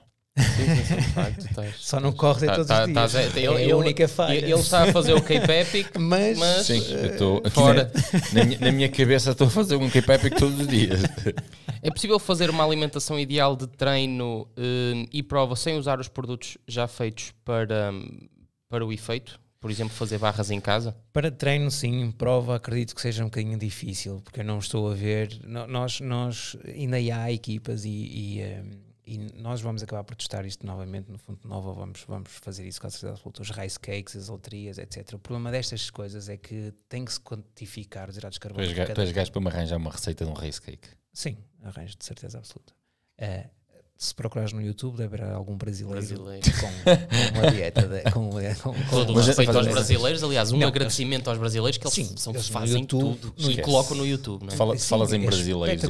Bem-me à cabeça o meu brasileiro favorito, não tenho sombra de dúvida, e começa a saborear pão de queijo. Pão de queijo. Ah, sim, já ouvi falar desse pão de queijo. Nós também vamos fazer agora um estudo na nossa equipa, que é uma dieta à base de pão de queijo. Pão de queijo. É. Okay. E iremos... Já ouvi falar só assim desse pãozinho de queijo. E iremos avaliar os resultados, que eu penso que sejam boas, quanto mais não seja que nos single tracks os adversários não vão conseguir passar pelos nossos atletas. Não passa. Eu espero que não haja árvores mais largas como eu e o guiador. O problema não é o guiador, é eu ficar lá entalado. Sim. Portanto... é possível, pode-se fazer barras em casa, há inúmeras receitas dessas, e então barras, há muitas receitas. O problema é, tu agora falaste de uma coisa interessante, eu tenho pesquisado barras em casa, mas eu bato sempre na trave num problema, excesso de gordura, muita gordura. Sim, porque a gordura trabalha sempre como um agente unificador. E por isso é que eu estava a pedir uma receita de um rice cake, porque aquilo que eu encontro, e já pesquisei muito, e receitas ficam secos. O bom rice cake fica muito seco. Muita gordura. Ou fica gorduroso e fica bom, ou fica muito seco. Sim, quando estás a meter gordura numa coisa, não, estás a atrasar imenso a absorção, o tempo de absorção, e já deixa de ter o efeito desejado. Exatamente. Quando tu retiras a gordura e usas outra coisa, tipo proteína, que podes usar como agente também unificador, tornas o alimento seco e pouco apelativo. Exatamente. Mas às vezes é importante para desenjoar um bocadinho dos sabores doces que os géis e as barras têm. A verdade é essa. Mas pode-se fazer, dá muito trabalho. Mas eu louvo quem tem a paciência de fazer as suas barras, fazer o seu rice cake, as alterias, e levar para um treino e depois competir com aquilo. Competir já vai ser diferente se for numa prova mais curta ou mais longa. Portanto, eu acredito que se alguém for para o XCO com rice cake, não vai, quer dizer, aquele rice cake comer e não comer ia ser igual. Eu tomo um gel agora, quanto tempo depois é que ele está na célula? O gel é rapidíssimo. Quanto tempo? O gel eu diria que vai, sei lá, 5 segundos. Está na corrente 5 minutos está a ser utilizado muscularmente. Gel 5 minutos está a ser utilizado? Mas 5 segundos para entrar na corrente sanguínea. 5 segundos. Espera aí, eu tomo o gel, ele cai-me no estômago. A primeira absorção do gel é a sublingual. Sim, exato. E logo aqui já está. Ok? A parte açucarada do gel é logo absorvida sublingual. Uma parte. Quanto mais tempo deixar estar na boca, mais dessa parte é absorvida. Depois passa para o estômago.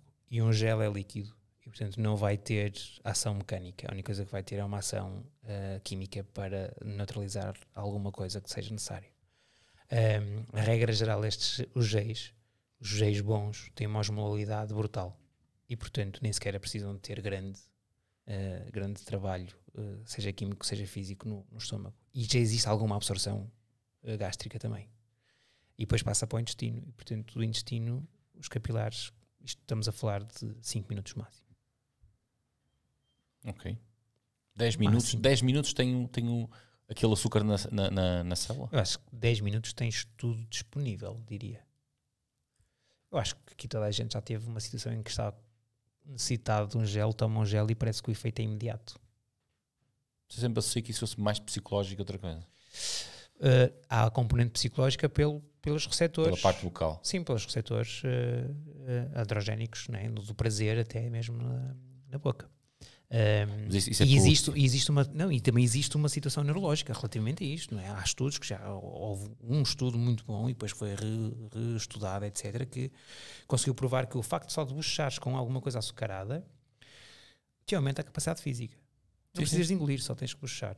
Ou seja, há uma indicação neurológica, vem energia, se vem energia podes carregar com mais força, porque vai entrar. Estás à vontade, podes gastar o que tens, que vai entrar mais. É quase o efeito de cocaína, desliga alguns sensores e deixa de utilizar as reservas. E já te deixa, exatamente, tira ali um bocadinho do inibidor, porque vai entrar alguma coisa. Se puxares e estás fora não entra, mas gastaste na mesma. Sim. Rafael, chuta. Betalanina versus bicarbonato de sódio, faz sentido para BTT? Depende se o BTT for XCO, sim, diria que sim. Se for uma maratona, nem tanto. Até porque o risco de usar bicarbonato é elevado e eu acho que nós falamos sobre esse aspecto no outro CLC. Sim, falamos. A betalanina, sim, tem que ser feita uma carga durante algum tempo. Mas em relação ao bicarbonato, em relação ao chamado tamponamento, aqui buscar coisa, aquilo que eu tenho visto, e curiosamente aqui o Andy Galpin toca nisso, os efeitos nos desportos mais longos não tem, é isso, por isso eu vou dizer, se for XCO ainda é capaz, percebes? Porque diz ficar ali qualquer coisa. Sim, porque XCO tens muita condução, mas tens aquele arranque de saída de curva, tens aquela subida que faz um bocadinho mais intensa e depois queres recuperar rapidamente e portanto ele aumenta a recuperação em tempo, ou seja, faz de conta que ele encurta o tempo de recuperação para o próximo esforço, o que no XCO pode ser interessante. Agora, usar isto no BTT ou na estrada, francamente não tem. Não achas que, por exemplo, no BTT, no XCO, por exemplo, mas em relação a isso, não achas que, por exemplo, a utilização de creatina não é muito mais benéfico, por exemplo? Não, mas a creatina só te vai repor a creatina que tu estás a usar para explodir. E tu tens certo, mas tu tens não sei se me estou a fazer entender. Mas nós temos uma reserva infinita de creatina. Só tens é que lhe dar tempo que ela seja regenerada. É porque tu tens creatina. Sim, quebras o fosfato, fizeste energia. Se ela recuperar o fosfato, podes quebrar outra vez o fosfato. Sim. E faz sempre, percebes? Okay? A suplementação de creatina. Quando suplementas, aumentas o número de creatina. Que é isso que eu ia dizer. Mas é por aí, ou seja... Mas podemos juntar ambas, porque são duas coisas diferentes. Okay? A creatina aumenta-te o número de repetições e este encurta-te o tempo que tu demoras a recuperar. Rafael, anotaste? Sim. Tens aí o plano para ganhar o campeonato nacional. Atenção com o problema da bicarbonato. Malta, não se ponha um pai e tal. Já fizeste a geneira. O pessoal a vomitar-se todo nas provas. É preferível fazerem um ciclo de betalanina, que é mais seguro, que é, apesar de ser crónico, é mais caro, como é óbvio, do que fazer um ciclo agudo de bicarbonato, porque as duas coisas também têm uma toma completamente diferente. A betalanina tem um ciclo crónico, de 6 a 8 semanas, o bicarbonato, um ciclo agudo de 24 horas. Portanto, é diferente. Rafael, para fecharmos isto. Última pergunta. Como fazer uma boa recuperação pós-treino, prova a nível alimentar? Já disse aqui, não é? Portanto, tem que se fazer um recuperador líquido logo, imediatamente. Temos 20 minutos para o fazer. Se passar esses 20 minutos já não vale a pena fazermos nada disto. E depois, passada uma hora, uma boa refeição de hidratos de carbono e proteína. Portanto, costumo dizer que é beber o recuperador e depois comer proteína e hidratos de carbono. Sérgio, vou deixar aqui uma afirmação, algo polémica, que tu vais reforçar comigo ou não. Tu achas que a melhor coisa que se pode tomar depois de uma prova é um bom banho? É das coisas mais importantes e das melhores coisas que se pode fazer também. A verdade é essa. Ainda ontem consegui comprovar isso. Mas depois de fazer o recuperador, o líquido. Ok, está bem. Primeiro o recuperador. E depois o banho. Mas é muito importante tomar banho. Depois muito importante tomar banho. Eu acho que isso tem recado. Não. As pessoas perguntam-me qual é a melhor coisa que se pode tomar a seguir uma prova. Eu digo sempre é um banho. É o banho. É das melhores coisas, sim. Mas o recuperador, mas sempre depois. Eu sou nutricionista. Pessoalmente, sim, tens uma resposta mais polida, mas pessoalmente e socialmente acho que um banho cai sempre bem. Ontem foi espetacular o banho que eu tomei. Sérgio, muito obrigado por estares aqui uma vez mais. É sempre um prazer vir cá. Contrato já assinado, portanto, tens que marcar presença aqui de vez em quando. Rafael, obrigado por estares presente. Obrigado, olha. Já ninguém está a ver esta hora, mas as melhoras para o teu pai lá para casa. Exato. Um grande abraço. Se não me entregas. Um grande abraço. Termina lá isto. Malta, muito obrigado por mais uma terça-feira. Aliás, vocês é que deviam estar a agradecer por mais uma terça-feira. Flávio, espero que tenhas gostado. Foi hora e meia aqui de treininho, portanto... E para todos que estão a ver e que estão a fazer no rolo, que eu sei que há muita gente... Pois, e agora? Muito rato esquilo no rolo. O que é que eu vou ver na quarta-feira se treinar rolo? Agora vais ver e vais ouvir. anotar... Sérgio, terminei tu. Mais uma vez, obrigado pelo convite. É sempre um prazer vir cá estar aqui este bocadinho convosco. Pronto, o que é que eu vou dizer mais, não é? Esta gente, tínhamos muito para conversar. É um tema que daria muitas horas de CLC, mas de certeza que vamos ter aqui o Sérgio muitas mais vezes aqui no canal. E é isso, da nossa parte é tudo. Uma boa semana a todos e um grande abraço. Nós por hoje fomos.